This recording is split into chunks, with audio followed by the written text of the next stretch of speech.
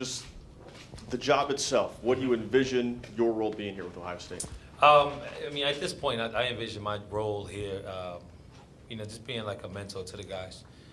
My job description is a lot of different things, but just being that voice as a former player, a guy who's been through this, who's close to the university.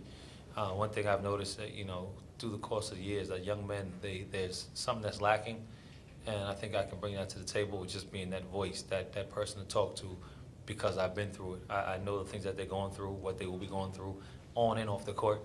So I hope just to be a tremendous asset to the kids, to the guys on the team and the university, because I do love this. I love basketball, I love this university, so it falls right in line. Scoonie, are you relieved to know that you can watch your son play in person? Yeah, that was definitely one of the questions. How does that work? But I'm not, and I've said this to a lot of you guys, I'm not the dad that's going to hover over his son. I definitely won't be that kind of person. I'm not that kind of person. I think I've given him enough tools. He has good people in his corner to work with. So, if I'm allowed, when the time comes, if I'm able to, if there's not a game or something, I'll be there front and center watching my son. If not, he definitely understands. I talked to him about, I took this position. His first thing was, yeah, go ahead, Dad. He wasn't worried about it. He's not, actually, he's probably better off me not being there. It seems like he plays better when I'm not around, so, it might be a good thing. Chris said you approached him after his news conference. What was the sales pitch that you were giving him? It really wasn't a sales pitch. It was just truth. That, basically, this is something I wanted to be a part of. I dipped and dabbed with wanting to be a coach, for a long time, or getting in the business because of my kids, and I wanted to be around them a lot more. And I understand the commitment that this takes. But, I just told him, like, listen, I would love to be a part of this, help any way I can. And I kind of want to get in a game. This is a position that I think I'll be good for, useful for not only your team, but this university. The dialogue went back and forth, and we was able to come out, to this conclusion. Scoonie, what was it like for you to watch as an alum of the program the last 2 seasons and now to have a sort of direct hand in helping turn it around? It was tough, to be honest with you. Of course, you always want your team to play well, and it was hard to watch us go through those pains that we've been going through as a unit. And I thought that Thad Matta and his crew, my personal opinion is that last year, I thought they coached harder than any year he has been here. He tried, very hard, but, things just didn't line up. But as an alum and someone who loves basketball, it was painful to watch. But, I really do believe that, we'll be on the uptake. This will be a tough year for sure. There's no doubt about that. But, I think these guys have it going in the right direction. I'm just happy to be a part of that. Scoonie, there's been so much turnover, obviously, and turmoil over the last couple months. What's your message to the players now when you speak to them about the stability of the program, the future of the program? What do you try to get across to them, young guys who are in the situation now where everything's kind of up in the When air? I talk to these guys here, it's a great opportunity for you to showcase your skills. Hey, you guys are going to play. There's not a lot of you. And what is it that when kids come out of high school or while they're in college, what is it the thing they complain about most? Playing time. So there's no complaining here. There's no question about playing time. And it's cool because soon here I'll have a meeting with all the guys and talk to them. I can relate to this because the year I transferred in here with O'Brien, a lot of guys got kicked off the team or left the team, whatever case may be. It was kind of like clean house. It was sort of like the situation here. And I remember the guys, like a guy like Carlos Davis, who probably didn't play as much the year before. But now Carlos Davis played 40 minutes a game. Mike Redd is a freshman. You want to come and you not know how much you're going to play.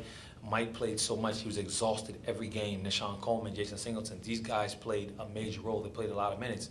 And it's something that these guys are going to have to go through. So as a player on this team here right now coming in, I know things might be rough, but I would be happy, like, hey, I'm going to get to play. Yeah, I probably can get to take shots as well. So, as a player now, I think these guys should have their eyes wide open and just work hard and prepare for this upcoming season. I know rules prohibit you from actually recruiting as a member of the staff, but Chris said that the NCAA rules also keep you from being actually on the court and participating as a player. I'm sure that might be a little bit disappointing as a guy who loves to play. And despite not being on the court, what can you still bring, you think, as a player from your perspective? Yeah, well, when you're not on the court with them. Well, I'll be at practices. I'll be around all the time, which gives me that extra eye to kind of watch these guys. And the thing I can also, like I talked at the beginning, is to talk to these guys on the side and talk to them about what's going on in class, or what other troubles that they're having. But if I can watch you in practice and notice certain things that you're doing, now I can help you in that way. I can't go out there and demonstrate, to you as much as I'm going to want to get out there. I understand my role, and I'm okay with it, because like I spoke to the coaches, Coach Chris, and I said most of the time, the biggest thing is I can learn from the inside. The way I look at it is I've been a coach my whole life. Whether it's on teams and things like that, I've always seen myself as a coach, as a leader. So for me, this role here doesn't seem like anything new to me. This just gives me an opportunity to learn from the inside, the day-to-day, the game planning a little bit more. I mean, I learned a little of that while playing, and I was able to, understand how O'Brien did that somewhat. But to actually be in there, I think this just broadens my horizon on, broaden my perspective on coaching. But I think I'll be a good asset to these guys because, again, I'm a guy who played it, went through it, so I can see things and understand things that, not saying, Coach Holtman and his staff won't, but I think I bring something different to the table, and, I'm here to use it as much as possible. Scoonie, why did you try to join the staff now? Was the timing of the coaching change something that appealed to you, or did you try to join now? The staff? No, I'm just kidding. No, this is something that I spoke to Thad Matta about before. This isn't something that just popped up all of a sudden. But, timing is everything. And it was just, right now it was good timing to actually really put 2 feet in and go right at it. With Thad Matta, I was very close to Thad and that staff. And I did a lot of things with the guys, over the years, coming in here, practicing with them, talking to them. But, like I said, we spoke on it before with Thad. Things just didn't work out. And I'm just glad they worked out now. And I know you're obviously very new to the position, but there have been in-state guys for the class of 2018 who have gotten out of state, gone to other programs. What has kind of the mood been like among the coaching staff? Is that you guys are still brand new here, but obviously in-state recruiting, as you heard during Holtman's opening press conference, is such a key for the development of this program. No, it's good. Speaking with the guys, they're upbeat. They're happy about the way things are going. Yeah, you missed out on some kids here in state, but again, that's not their fault at all. It's tough when you only been here a month and you're late and you're trying to play catch up, and guys have relationships with other coaches, other universities. So these guys were behind the 8 ball, but with missing out on the kid yesterday and Dan Goodwin going somewhere else, and you have guys making moves. This coaching staff is very enthusiastic. They're out beating the phones and they are getting their schedule together to hit the road, tomorrow. This is a very important piece, but, I like the direction that we are going as a unit, and, you're gonna miss some, and it's tough that you miss some local kids, but, that can't stop you from moving forward. Scoonie, I want to touch on your other coaching gig here with the Scarlet Gray team. Yeah. What do you make of this run, and just kind of what are your thoughts on the way they're playing? I thought we played well this past weekend. First game, we didn't shoot the ball well at all, but the one thing this team can do is play defense. And when we looked at the roster and we added these guys, is what guys can play what position. We want to be versatile, and we have a situation where we have guys who can play the 1 through 4 defensively, can switch everything. It makes it easier. But what's most impressive and most important about our team, unlike most of the other teams, all of our guys know each other very well. They all live in the area, and over the years, we've all played together, so the camaraderie is special. It's there. No one's complaining about playing time. No one's complaining about who takes more shots or who doesn't get shots. It's like nothing I've ever seen before. So even talking about the split on how the money would be, everybody was like, okay, it's equal. You know what I'm saying? And typically you might have some discrepancy on that, but no, everything has been good. Practice has been good. Guys have been both feet in and working hard. And guys want to win this. The money is one thing, but the bragging rights is another. We have a tough game on Saturday against Bradley, who had home court advantage the other day. The crowd at Bradley was really good, came out to support them.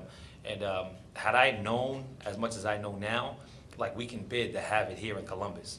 So I was like, imagine if we had this in Columbus, we could really have a lot of people there being involved. But that's something to think about in the future. But we're looking forward to this weekend to get a couple more practices in, and we want to bring the trophy back here. Hey, Fred Yates with Pony Sports Kills Nation. As you said, as far as with the camaraderie that the team has had, how do you think you guys can still build on for this first win? Do you think you guys can take this to another level as far as where you guys have been? How do you feel moving forward that you know, with the camaraderie and the thing that this team has to get it to that next level, even play even better than what you guys did? Well, you know, if you looked at our stats, wow, I sound like a real coach right now. The second game we had 19 turnovers, but we shot the ball like 43.7%, a little over 40% from threes. We out-rebounded the team by double digits. Both games we out-rebounded the team. We did more steals. So if you look at the score sheet, everything we've done was better than the opponent. The only thing we didn't do well was turn the ball over. But you have to understand, those TBT balls are like new. They're really slippery, hard to handle, but both teams got to go through it. Everyone has to go through it. Yeah, we've shot better free throws than everyone. I mean, we actually look like a team that can shoot free throws. And if you guys know Ohio State history, we have not been good free throw shooting teams. But no, we shot, what was it, 79% the second game. The first game was about 78%. So, you know, numbers-wise, we limit our turnovers. The games we won by double digits, we can win them by 20-plus points. So taking care of the ball is like our number one thing right now going forward. And then move forward, excuse me. Jared actually obviously had a great game, 18 points, 11 rebounds. Being a kid from Columbus, the area, actually leading the way, for the program. How did that, feel, to let him be the, kind of the catalyst that got the team going? I mean, he was somewhat 18 and 11 he had, but I mean, he did what he's supposed to do. But then if you look at the second game, he only scored 4 points. He had 4 points, but he had 11 rebounds and he had 6 assists. Aaron Craft has been steady the whole time. Aaron Craft diving on the floor, typical. You don't have to watch the game, and you know what Aaron Craft did. I mean, he done great protecting the ball, controlling the offense. I have to tell Aaron, cool out, man. You are point guard. You can't be fouling so much. He got his first foul in the first, 20 seconds. But for the most part, it's going to be someone different every game. I thought the first game, Jared, 18 and 11. The next game, Dibla had 21 and 5. A guy like Will Buford also had 14 points the second game. I can see him taking off in the next game. So, we have a team where it just doesn't matter who, whoever's going that day, that's who we're going to ride. Are you in Brooklyn this week? Yes, we're in Brooklyn and play at LIU. I think we play at 12 o'clock on ESPN2 this week. Oh, you're on, okay. Yeah, ESPN2. And the finals are in Baltimore? Yes, the finals in Baltimore. So we play Saturday. We went Saturday. We play Sunday. Yeah. And then I want to say the Final Four is Thursday and Friday, if I remember correctly. I'm not sure, but that will be in Baltimore. Can you handicap the rest of the field? Are you the team to beat? Yeah, we are one of the teams to beat. The overseas team that's on the other side, I think they're in the West bracket, if I remember. No, maybe the East. I'm not sure, but they are a team that won the last 2 years. They're really good. The Marquette team that's on our side, Kansas State is on our side. We play them in the Elite Eight. One of those teams, they face each other on Saturday. But we definitely have a target. I mean, if you were at the game and you heard the crowd, like people were on Jared, they were on us. They were, yeah, they were mad at us. Like you could hear from the crowd saying, "Oh, just because they're Ohio State, they shouldn't get calls." So there's a level of respect, and I talked to the guys about that from the beginning. Like this is a pride thing. 2 guys on the team didn't wear Buckeye U jersey, but all the rest of us did. Then we have, my assistant / guy to yell at the referees, Evan Turner. We all wore this jersey, so it's a pride thing here. We're wearing that on our sleeve. We know we're representing the state of Ohio. We're representing our university. So like I said at the beginning, yeah, the money is one thing. You get $1.8 million. You divide that up. The other $200,000 goes to the 20 biggest fans, so they divide that up, $20,000 apiece. But you got to hear the guys talk. No one's mentioning how much money they're going to receive. It's about, let's do this. Let's play together. Let's win. Dallas made a big statement that, the core of our 2011 team is here. We need some redemption. We came up short against Kentucky. So these guys definitely want some get back. So, again, I love being a part of these guys here. My job is easy. I just kind of sit over there, make some substitutions, call some things here and there. Evan Turner, with his chicken scratch, he's drawn up some special plays that he knows, so it works out good. Yes, it's chicken scratch. We looked at this board and says, we don't know what you're talking about, but it actually was a really good play he drew up, though. It was really good. But you're not going to get teed up at any point, are you? No, I don't know. I can't say that because when it gets tight, you never know. You get caught in a moment like they had to keep telling me, "Hey, Scoonie, get in your box," because I was at half court a couple times. Evan Turner's going to get teed up before me because he harassed the refs a little bit more than I did. But it's okay. We got a good cop, bad cop thing going on, so it works out well for us so far. Scoonie, when we were talking to those guys last week, they mentioned that you've kind of been doing a lot of the stuff you're going to have to do already, especially with when they were here and things like that. What's going to change for you? I mean, obviously you're in an official role, but how does that change your day-to-day in terms of Ohio State? The biggest thing it changes that I hate is that I can't play with the guys anymore. You know, all the years I love playing with the current players. I mean, when it's former players, yeah, I can play, but you know, I thought that was, you know, something that I love to do. It enabled me to have a relationship with a lot of these guys. You know, it's kind of like a pay it forward thing. It's kind of like going back and reaching and letting these guys know what to expect in the future. You know, just being that mentor. Because if I look at my situation, I look at, you know, some of my mentors, whether it's Ron Stokes, you know, Clark Kellogg, you know, Troy Taylor, Jim Jackson, those guys played before me. So then I said to myself, like, you know, that's my obligation to be that for these guys.